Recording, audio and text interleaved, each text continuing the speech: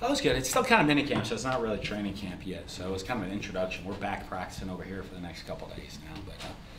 But, you know, this kind of until school gets out, kind of broken down into some different phases. So until school gets out, we're kind of in like a mini camp. We're installing, you know, I had 2 days on, a day off. I'll have 3 days on, a day off, 2 days on, a day off. You know, for the guys. So there's a lot of kind of down break period before we get into the kind of the training camp mentality. After finals get off, but you know, I think our attitude's good. I think our guys are working.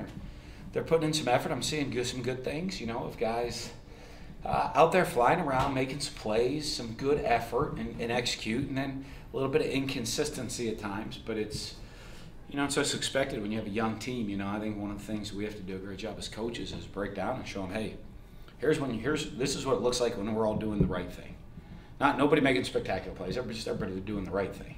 Then here's what it looks like when we're not doing the right thing. And you could say, hey, look, one play you're doing the right thing. The next play you're not. Pretty simple stuff. You can do it on one play. You know, not like I'm not talking about like a diving one-handed catch out of bounds. You know, I'm just talking about making the right read. You know, taking the right back pedal, breaking on the ball at the proper angle, getting off the ball in a good pass rush move, be staying in a good position, blocking, firing off the ball, just doing the little things right. I think guys, as young players, they start to say, okay, hey, look at when we do things right, what it looks like. Now, how do we get that done every single play? Obviously, you'll have a better read on it once camp ends, but your thoughts on that mandatory day off now, and how do you adjust for that? Like, I don't know. I'll let you know in a couple of weeks. We haven't had a mandatory day off yet. We gave them a day. You know, we're trying to follow these other rules. You know, there's the mandatory day off rule, then there's the contact rule, then there's this rule, then there's that rule. They kind of seemed to change some of the rules. Looked like they changed on me too, some from what was agreed upon, but I don't know. We'll get through it all and evaluate it at the end. What is it about the farm, man? Is it just a change in atmosphere, or exactly? Well, I think anytime it's a mindset. So I wanted to get out there because we have some new coaches, some new players.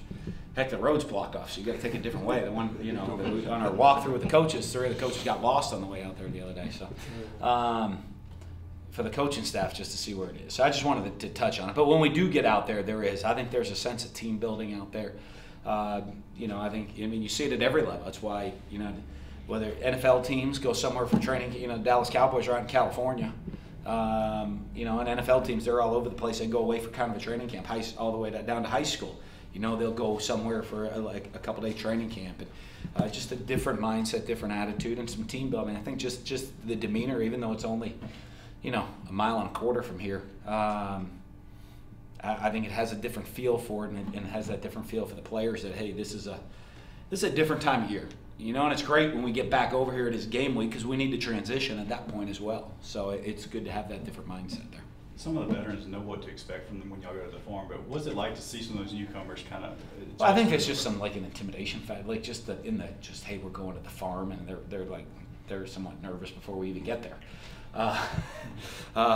You know, the older guys know, hey, it's just not a whole lot. It's actually probably cooler sometimes than it is out here. You know, don't tell our players that, but. You know, I think it's just that mindset, and so I think the younger players are kind of like, oh, what's going to happen, and a little nervous, and the older players know what it's about, know why we go there, and you know, and the kind of the effort, toughness part, and the grind that's expected for it. Have you seen the older guys like Donald and Martinez and ones like that? You mentioned having a young team, but you've got some experienced leaders. Have you seen those guys kind of step to the forefront and be those guys that you? Yeah, I see. I mean, guys are working at it.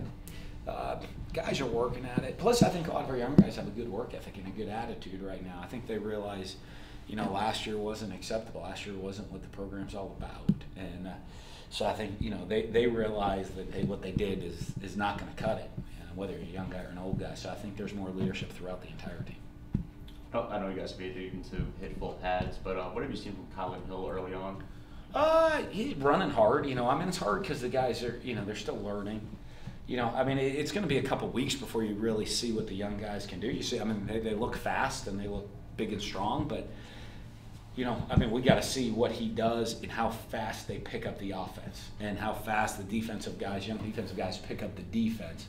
You know, 'cause it's one thing to see them, you know, if you're just in a one-on-one drill where there's no thought process, it's very different than an 11-on-11 drill, but we play 11-on-11 on Saturday, so what you got to see from them is how fast they're absorbing it all. Does that reflect the difference, say, from a Kylan Hill to maybe an Austin Williams or a Keaton Thompson who were here in spring? Well, obviously, those guys have such a huge advantage, you know, because when they go into the installation meeting, it's their second time.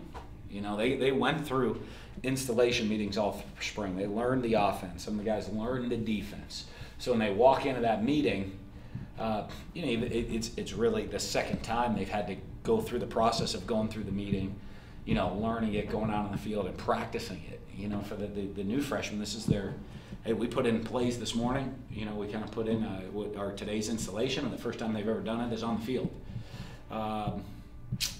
That's different for the guys that got to do it in the spring.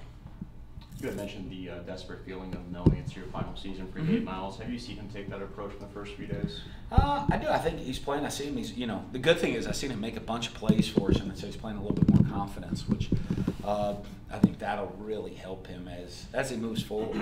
Of, you know, being a guy that the offense is going to depend on to make some big plays, and then him going out there and making them is going to give him the confidence and continue to grow. Obviously, you want your guys to be pushing like nobody has a starting job and keep pushing for that. How different is the scene for Fitzgerald compared to this time last year in camp? What have you seen from him, the way he's approached it? I think he's got it. Luckily, he has some maturity and he's played a little bit, so he understands how to push himself. Because no other quarterbacks, you know, one guy's gone through spring and the other two have just shown up. So I mean, there's some talent there, but they're, you know, the competition-wise, they're years behind him. So he's got to kind of push himself and compete against himself every day. But really, at the quarterback position, that's what you better be competing against yourself for your entire career, not just now. You know, for the next, if he wants to be a big-time quarterback for the next 15 years, he's got to compete against himself every day. So he's learning that part of it. You know, and I think that's an important part of maturity and growing.